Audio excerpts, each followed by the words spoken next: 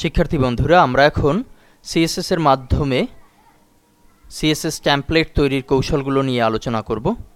মূলত এর আগে আমরা সিএসএস এর বেসিক কমান্ডগুলো সম্পর্কে জেনেছি। এখন আমরা স্ক্রিনে আলহেরা মাল্টিমিডিয়া নামের যে টেমপ্লেটটি দেখতে পাচ্ছি, এটি কিন্তু প্রফেশনাল লেভেলের একটি টেমপ্লেট।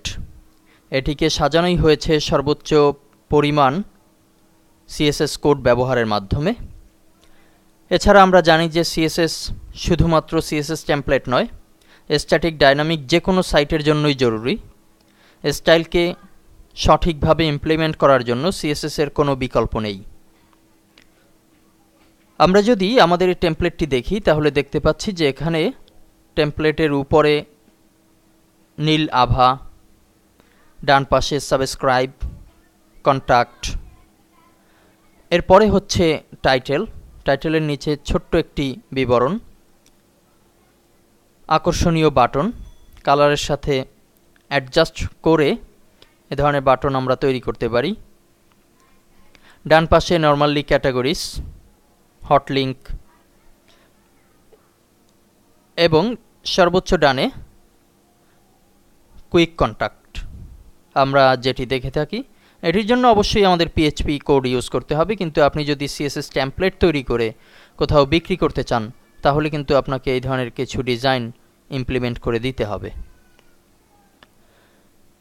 আমাদের পেজের ভিতরে আমরা দুটি স্লাইড শো ইউজ করেছি। আমরা যদি এখানে দেখি, আমরা কিন্তু দেখতে পাচ্ছি যে স্লাইড শো হচ্ছে, অর্থাৎ আমরা এই বাটনের মাধ্যমে পরিবর্তন সাধন করতে সক্ষম হচ্ছি।